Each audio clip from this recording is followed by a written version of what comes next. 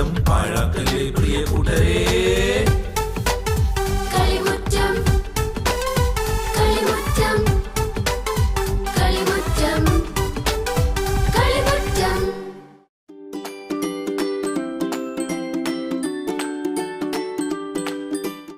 എല്ലാ കൊച്ചു കുട്ടിക്കാർക്കും കളിമുറ്റത്തിന്റെ ഇന്നത്തെ എപ്പിസോഡിലേക്ക് സ്വാഗതം. ടെസ്സ, എങ്ങനെയുണ്ട് അവധിക്കാലമൊക്കെ? നന്നായി പോകുന്നു. ടെസ്സ, അവധിക്കാലത്ത് എവിടെയെങ്കിലും പോയോ? ആ, പോയി. വാഗമണ്ണിന് പോയി. ഒരു ദിവസത്തെ ട്രിപ്പായിരുന്നു. റിസ, നീ എവിടെയെങ്കിലും പോയോ? ഞാൻ എടപ്പള്ളി പള്ളിയിൽ പോയി, പിന്നെ ലുലു മാളിലും പോയി. പള്ളി പോയപ്പോൾ പ്രാർത്ഥിച്ചോ? ആ, ഞാൻ പ്രാർത്ഥിച്ചു. എങ്കിൽ നമുക്ക് കളിമുറ്റം സ്റ്റാർട്ട് ചെയ്താലോ കൂട്ടുകാരെ? ഇന്ന് ആദ്യത്തെ സെഗ്മെന്റ് എന്തായിരിക്കും? നമുക്കൊന്ന് കണ്ടു നോക്കിയാലോ?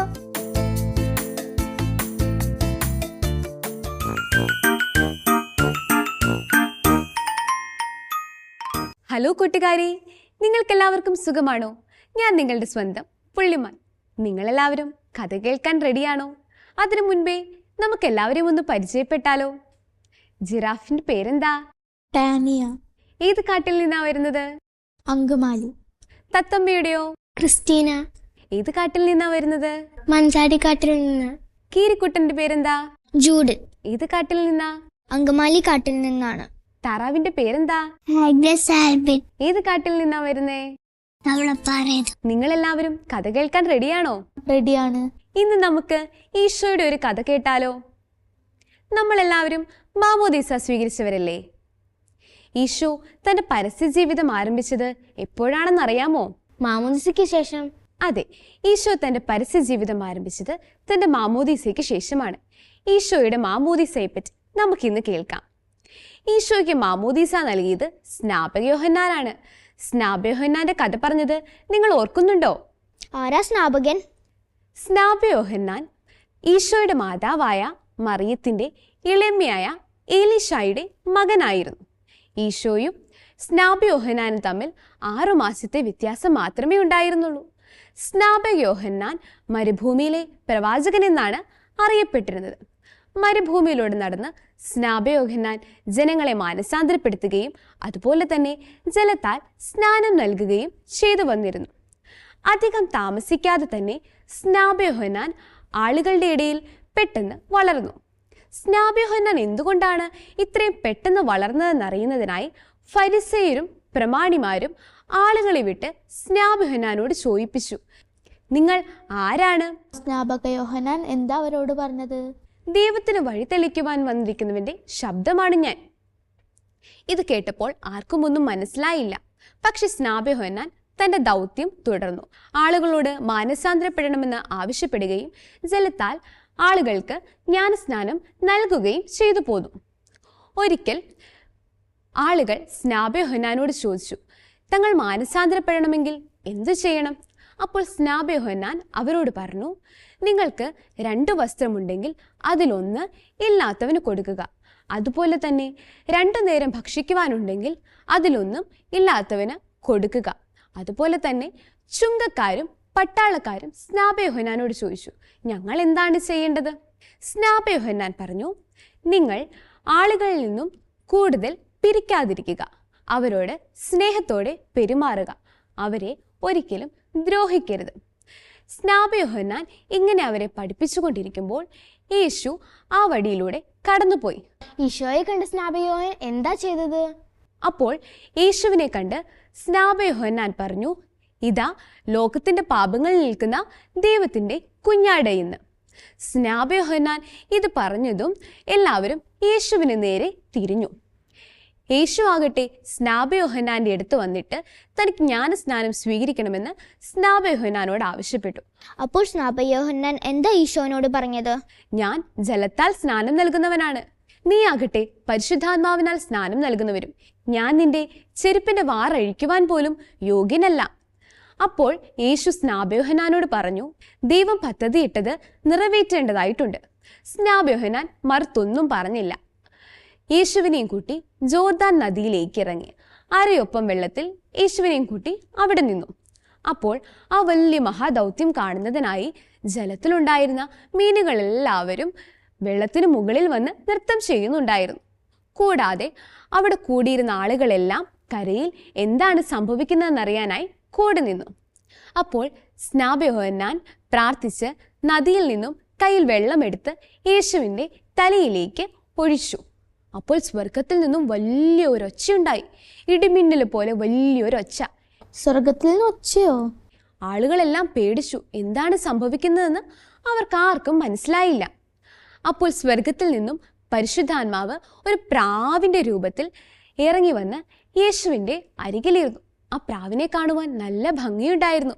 വെള്ളത്തൂവലുകൾ കൊണ്ട് നിറഞ്ഞ ഒരു മനോഹരമായൊരു പ്രാവ്. ഹായ് പ്രാവ്. പ്രാവ് യേശുവിൻ്റെ അരികിൽ വന്നിരുന്നപ്പോഴേക്കും സ്വർഗത്തിൽ നിന്ന് ഒരു വലിയ ശബ്ദമുണ്ടായി, ഇവൻ എൻ്റെ പ്രിയപുത്രൻ, ഇവനിൽ ഞാൻ പ്രസാദിച്ചിരിക്കുന്നു. ആളുകൾക്ക് ഇത് കണ്ടിട്ടൊന്നും മനസ്സിലായില്ല. എന്നാലും നടന്ന കാര്യങ്ങളെല്ലാം ആളുകൾ മറ്റുള്ളവരെ അറിയിക്കുകയും ചെയ്തു. അങ്ങനെ ഈശോ സ്നാപയോഹന്നാനിൽ നിന്നും ജോർദാൻ നദിയിൽ വെച്ച് മാമോദീസ സ്വീകരിച്ചു. ഈ കഥ നിങ്ങൾക്കെല്ലാവർക്കും ഇഷ്ടമായോ? ഈ കഥയിൽ നിന്നും നിങ്ങൾക്ക് എന്താ മനസ്സിലായത്? ആർക്കെങ്കിലും പറയാവോ? ശരിക്കും മനസ്സിലായില്ല, ഒന്ന് പറഞ്ഞു തരാമോ? ഈ കഥയുടെ സാരാംശം എന്തെന്ന് വെച്ചാൽ, മാമോദീസ സ്വീകരിക്കുമ്പോൾ നമ്മുടെ ഉള്ളിലേക്ക് പരിശുദ്ധാത്മാവ് ഇറങ്ങി വരും. പരിശുദ്ധാത്മാവിൻ്റെ ശക്തിയാൽ നാം എപ്പോഴും പാപത്തിൽ നിന്നും വ്യതിചലിച്ച് നന്മയിൽ മുൻപോട്ട് പോകണം. ഇന്ന് പുള്ളിമാനെയും കൂട്ടരെയും കാണാൻ നല്ല രസമുണ്ടായിരുന്നല്ലേ? പുള്ളിമാൻ പറഞ്ഞ കഥ നിങ്ങൾക്ക് ഇഷ്ടമായോ? എനിക്കിഷ്ടമായി. റിസ, നിനക്കിഷ്ടമായോ? എനിക്ക് ഒത്തിരി ഇഷ്ടമായി. എങ്കിൽ ഞാനൊരു ബൈബിളിൽ നിന്ന് ഒരു കുസൃതി ചോദ്യം ചോദിക്കട്ടെ? അതിനെന്താ, ചോദിച്ചോളൂ. ദൈവത്തിനും ആദത്തിനുമുണ്ട്, എന്നാൽ ഹവ്വായ്ക്കില്ല. അറിയാമോ? ക്ലൂ തരാവോ? ക്ലൂ വേണോ? ആ, വേണം. ഒരക്ഷരമാണ്. ദായാണോ? ആ, ദാ തന്നെ. എങ്ങനെ മനസ്സിലായി? എനിക്ക് ബുദ്ധിയുണ്ട്. അടുത്ത സെഗ്മെന്റ് എന്തായിരിക്കും? നമുക്കൊന്ന് കണ്ടു നോക്കിയാലോ?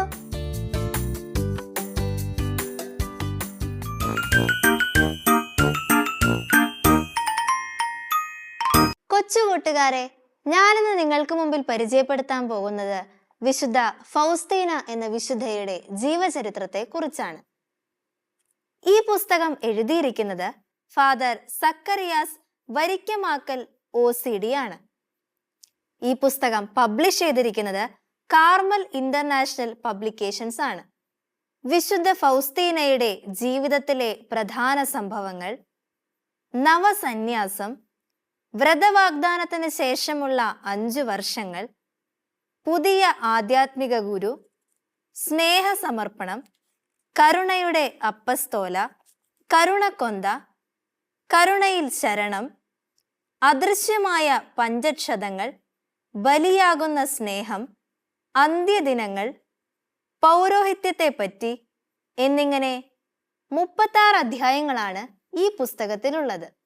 ദൈവകാരുണ്യത്തിന്റെ പ്രവാചിക, അതിൻ്റെ പ്രേഷിത, ദൈവവും മനുഷ്യാത്മാവും തമ്മിലുള്ള ബന്ധത്തിന്റെ ഉന്നതതലമായ സായുജ്യാവസ്ഥ പ്രാപിച്ച ഒരു മിസ്റ്റിക്, തൻ്റെ അനുഭവങ്ങൾ വാങ്മയമായി പകർന്നു തന്ന എഴുത്തുകാരി എന്നീ നിലകളിലെല്ലാം മനുഷ്യദൃഷ്ടിയിൽ എളിയവളെങ്കിലും ദൈവദൃഷ്ടിയിൽ ഉന്നതയായിരുന്ന വിശുദ്ധ ഫൗസ്തീന വിരാജിച്ചു.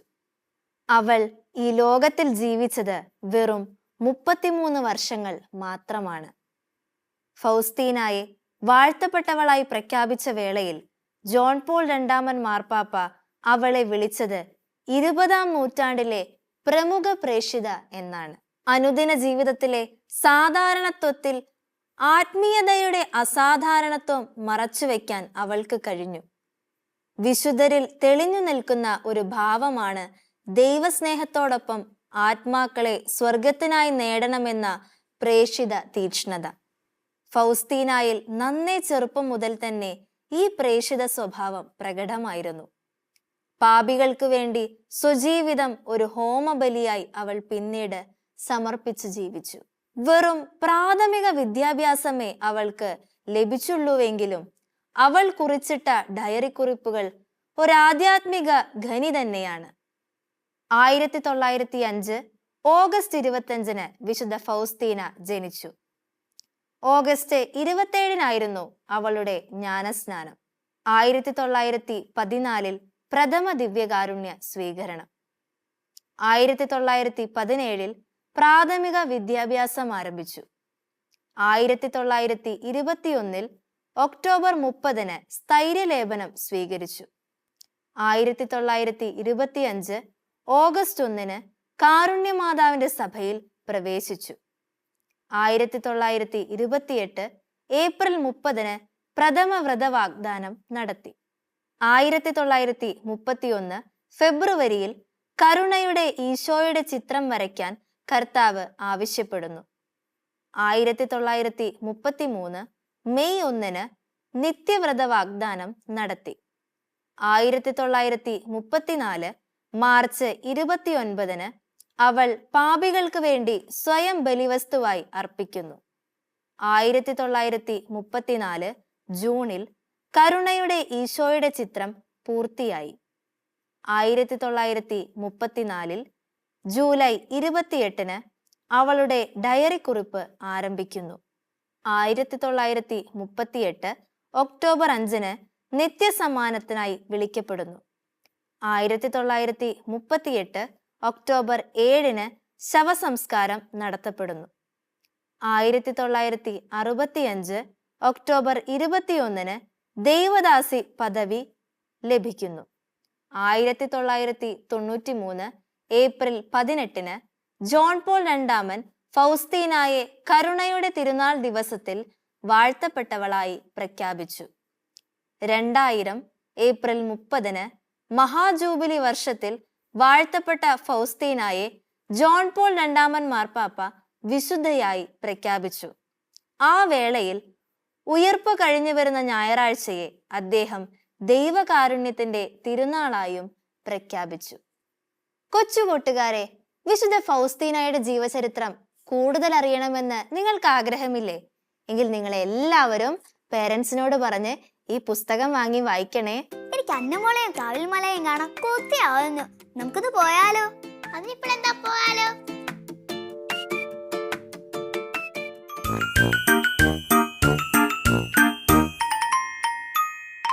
മലക്കേ. ഹായ് എന്റെ മോളെ. ഹായ് മലക്കേ. എന്തുണ്ട് എന്റെ മോളെ വിശേഷം? സുഖമായിട്ടിരിക്കുന്നു മലക്കേ. എന്നാ എന്താണാവോ എന്റെ അന്നമ്മോളുടെ ഇന്നത്തെ സംശയം? ബൾബ് കണ്ടുപിടിച്ചത് ആരാ മലക്കേ? Thomas Alva Edison. എഡിസനോ? അതേ അന്നമോളെ, എഡിസൺ ആണ് ലോകത്ത് ഇന്നേ വരെ ജീവിച്ചിരുന്നവരിൽ ഏറ്റവും വലിയ കണ്ടുപിടുത്തക്കാരൻ. മറ്റൊരു തരത്തിൽ പറഞ്ഞാൽ കണ്ടുപിടുത്തങ്ങളുടെ തമ്പുരാൻ. അതെന്താ മലക്കേ എഡിസനെ അങ്ങനെ വിളിക്കുന്നേ? ചെറുതും വലുതുമായ നിരവധി കണ്ടുപിടുത്തങ്ങളാണ് എഡിസൺ നടത്തിയിട്ടുള്ളത്. ആദ്യത്തെ ശബ്ദലേഖന യന്ത്രം, ആദ്യത്തെ ചലച്ചിത്ര ക്യാമറ, ചലച്ചിത്രം പ്രദർശിപ്പിക്കാനുള്ള യന്ത്രം, വൈദ്യുത ബൾബ് എന്നിങ്ങനെ പോകുന്നു എഡിസന്റെ കണ്ടുപിടുത്തങ്ങൾ. തോമസ് ആൽവ എഡിസന്റെ ചില കണ്ടുപിടുത്തങ്ങൾ ലോക ചരിത്രം തന്നെ മാറ്റി എഴുതി. അതിൽ ഏറ്റവും പ്രധാനപ്പെട്ടത് ഏതാണെന്ന് എന്റെ അന്നമ്മോൾക്ക് അറിയാമോ? ഇല്ലല്ലോ മലക്കേ. വൈദ്യുത ബൾബാട്ടോ അത്. ദീർഘനേരം പ്രകാശിക്കുന്ന വൈദ്യുത വിളക്ക് കണ്ടെത്തുന്നതിൽ വിജയിച്ച എഡിസൺ അതിലൂടെ ലോകത്തിന് വെളിച്ചമേകി. രാത്രികൾ ഇല്ലാതാക്കിയ ആ കണ്ടുപിടുത്തം മനുഷ്യ സംസ്കാരം തന്നെ തിരുത്തിക്കുറിച്ചു. അത് കൊള്ളാമല്ലോ മലക്കേ. വൈദ്യുത ബൾബ് കണ്ടുപിടിക്കുക മാത്രമല്ല, അത് പ്രകാശിപ്പിക്കുന്നതിന് വൈദ്യുതി ഉൽപാദന വിതരണ സംവിധാനവും എഡിസൺ കണ്ടെത്തി. അതുവരെ ലോകം ചലിച്ചത് ആവിശക്തിയിലായിരുന്നു. ആവിയുഗത്തിൽ നിന്ന് വൈദ്യുത യുഗത്തിലേക്ക് മനുഷ്യനെ മാറ്റിയെടുത്തത് തന്നെ എഡിസന്റെ കണ്ടുപിടുത്തങ്ങൾ അന്നമോളെ. സ്കൂൾ വിദ്യാഭ്യാസം പോലും പൂർത്തിയാക്കാത്ത ആളായിരുന്നു എഡിസൺ.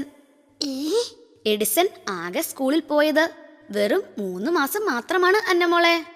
അതെന്താ മലക്കേ? എല്ലാ കുട്ടികളെയും പോലെ എഡിസന് ടീച്ചർമാരുടെ അടി ഭയങ്കര പേടിയായിരുന്നു. അതുകൊണ്ട് തന്നെ എഡിസൺ സ്കൂൾ പഠനം നിർത്തി. പിന്നീട് അമ്മ നാൻസിയാണ് എഡിസനെ എഴുത്തും വായനയും എല്ലാം പഠിപ്പിച്ചത്. എഡിസന്റെ അച്ഛന്റെ പേരെന്താ മലക്കേ? എഡിസന്റെ അച്ഛൻ മരവ്യാപാരിയായിരുന്ന സാമുവൽ എഡിസൺ.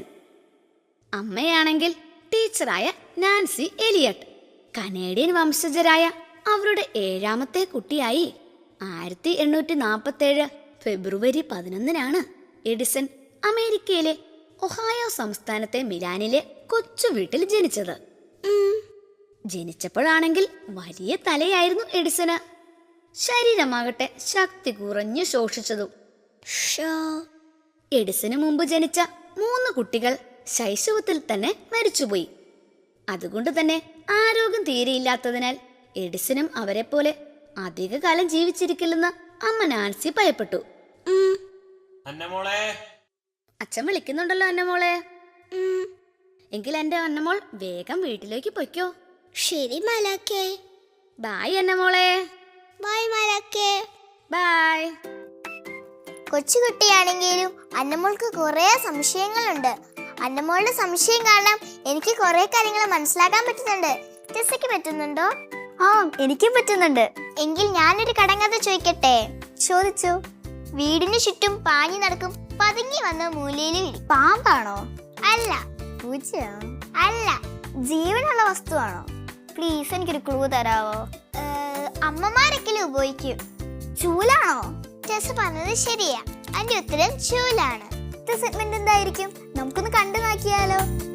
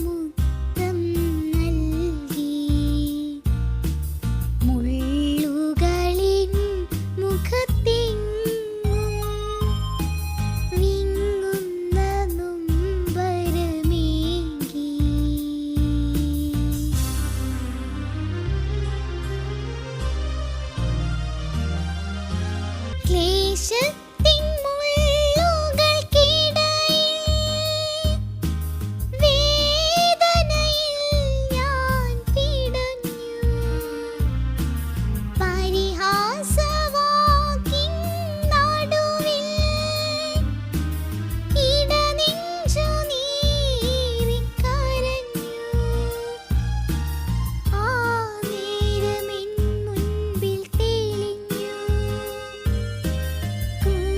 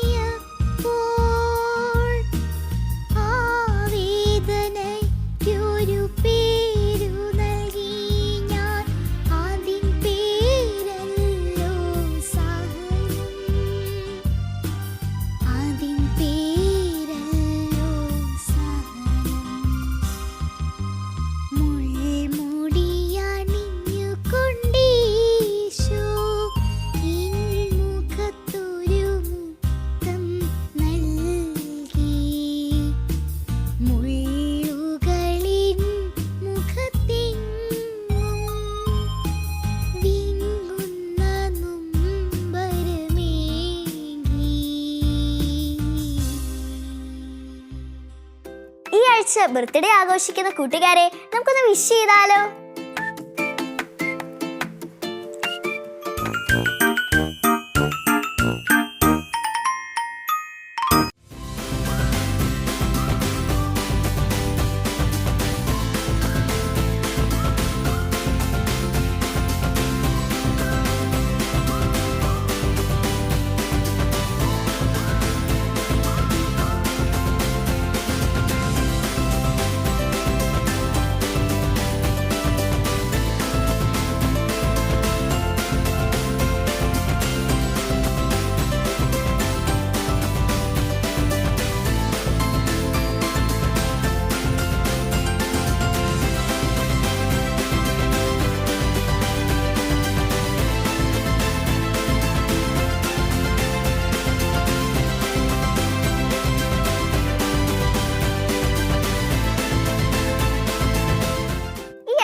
ബർത്ത്ഡേ ആഘോഷിക്കുന്ന എല്ലാ കൂട്ടുകാർക്കും ഞങ്ങളുടെ വക 1000 ജന്മദിന ആശംസകൾ. ടെസ്സ, എങ്കിൽ നമുക്ക് ഗെയിം കളിക്കാൻ പോയാലോ? അതിനെന്താ, നമുക്ക് പോയാലോ?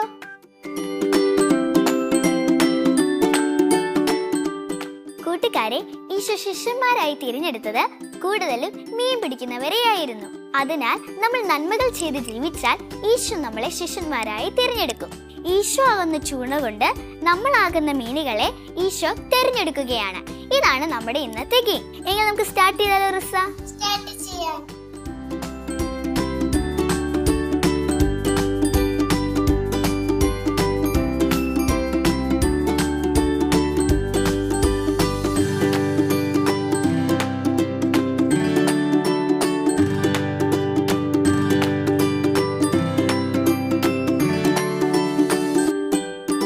കൂട്ടുകാരെ, നമ്മൾ നന്മകൾ ചെയ്ത് ജീവിച്ചാൽ ഈശോ നമ്മളെ ശിഷ്യന്മാരായി തിരഞ്ഞെടുക്കും. ഈ ആഴ്ച കളിമുറ്റത്തിലേക്ക് ഒത്തിരി കൂട്ടുകാർ ചിത്രങ്ങൾ അയച്ചു തന്നിട്ടുണ്ട്. നമുക്കൊന്ന് കണ്ടു നോക്കാം.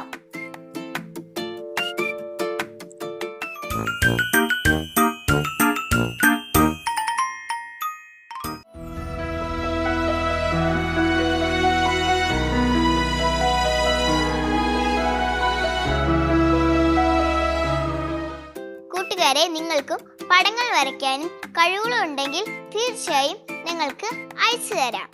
ഒപ്പം കളിമുറ്റത്തിൽ പങ്കുചേരാം. അതിനായി ഞങ്ങളുടെ address: the producer, Kalimuttam, divine vision, divine retreat centre, Muringoor PO, Chalakudy, Thrissur. Pin 680309. Email kalimutamgtv24@gmail.com. Phone 8606460033. കൂട്ടുകാരെ, കളിമുറ്റത്തിന്റെ ഇന്നത്തെ എപ്പിസോഡ് നിങ്ങൾക്ക് ഇഷ്ടമായോ? ഞങ്ങൾ കളിച്ച കളി നിങ്ങളും കളിക്കണേ. അടുത്ത ആഴ്ച ഇതിലും നല്ല എപ്പിസോഡുമായിട്ട് ഞങ്ങൾ വീണ്ടും വരാം. Till then bye.